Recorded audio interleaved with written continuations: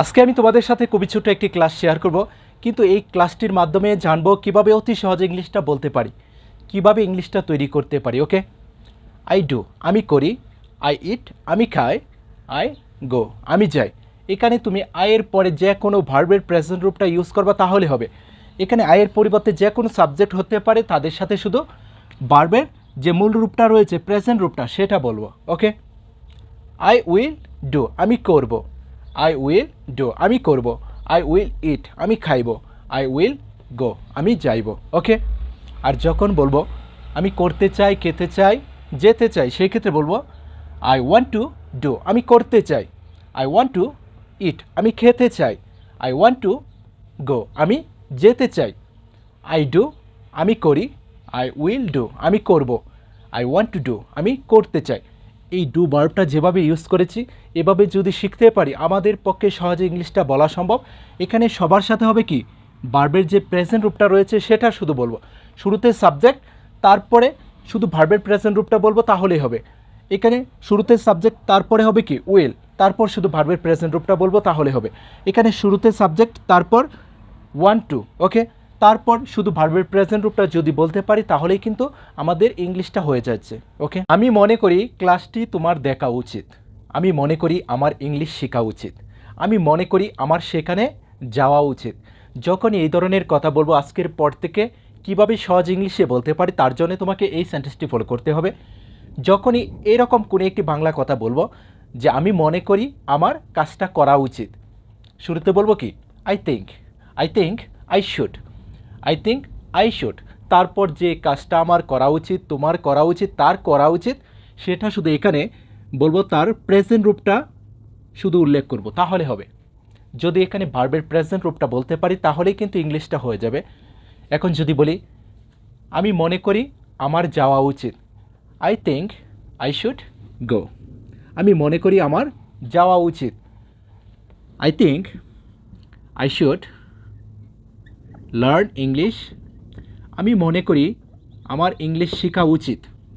Okay, I think I should learn English, I think I should play, আমি মনে করি আমার খেলা উচিত, I think I should read, আমি মনে করি আমার পড়া উচিত।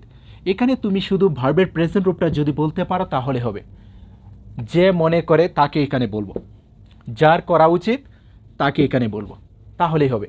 আর এখানে শুধু ভার্বের মূল রূপটা উল্লেখ করব, প্রেজেন্ট রূপটা, তাহলে হবে। আশা করি ক্লিয়ার। যদি তুমি কাউকে জিজ্ঞাসা করো তুমি কি করবে, কি খাবে, কি পরবে, কি খেলবে, সেই ক্ষেত্রে শুরুতে বলবো what will you, what will you, তারপর শুধু ভার্বের প্রেজেন্ট রূপটা যদি বলতে পারি তাহলে হবে হোয়াট উইল ইউ ডু, তুমি কি করবে, হোয়াট উইল ইউ ইট, তুমি কি খাবে, হোয়াট উইল ইউ প্লে, তুমি কি খেলবে। ওকে, আর যখন কাউকে জিজ্ঞাসা করব যে তুমি কি করো, কি খাও, কি খেলো, সেই ক্ষেত্রে উইলের পরিবর্তে শুধু বলবো ডু তাহলে হবে হোয়াট ডু ইউ ডু, তুমি কি করো, হোয়াট ডু ইউ ইট, তুমি কি খাও, হোয়াট ডু ইউ প্লে, তুমি কি খেলো। ওকে, আর যখন কাউকে জিজ্ঞাসা করব তুমি কি করেছিলে, কি খেয়েছিলে, কি করেছিলে, সেই ক্ষেত্রে এখানে শুধু বলবো ডিড তাহলে হবে what did you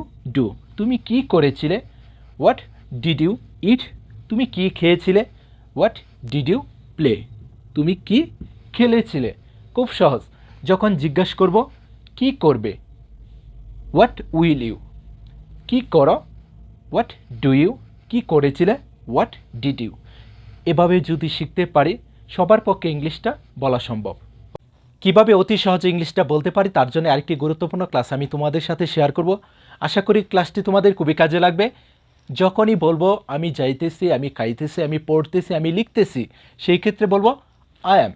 I am এর পরে ভার্বের যে প্রেজেন্ট রূপটা রয়েছে মূল রূপটা, তার সাথে শুধু আইএনজি যুক্ত করে বলবো তাহলে হবে আই অ্যাম রিডিং, আমি পড়তেছি, আই অ্যাম ইটিং, আমি খাইতেছি, আই অ্যাম স্লিপিং, আমি ঘুমাইতেছি, আই অ্যাম কুকিং, আমি রান্না করতেছি। খুব সহজ কিন্তু। ওকে, আর যদি বলি যে কাজটা সে করতেছে তখন বলবো he is, he is reading, সে পড়তেছে, হি ইজ ইটিং, সে খাইতেছে। ওকে, যদি বলি তুমি করতেছ সেই ক্ষেত্রে বলবো ইউ আর রিডিং, তুমি পড়তেছ। ইউ আর রিডিং, তুমি পড়তেছ। ইউ আর ইটিং, তুমি খাইতেছ। ওকে, এখানে সাবজেক্ট অনুযায়ী এম ইজ আর এদের যে কোনো একজনকে ইউজ করব, তারপর যে ভার্বটা ইউজ করব, ভার্বের যে মূল রূপটা রয়েছে তার সাথে আইএনজি যুক্ত করে বলবো, তাহলে হবে। সাবজেক্ট অনুযায়ী হতে পারে ইজ, হতে পারে আর, হতে পারে কি এম, কিন্তু সবার সাথে কি হবে, ভার্বের মূল রূপের সাথে আইএনজি যুক্ত করে বলতে হবে, তাহলে আজকের পর থেকে এই ধরনের কথাগুলি ইংলিশে বলতে পারবো। ওকে।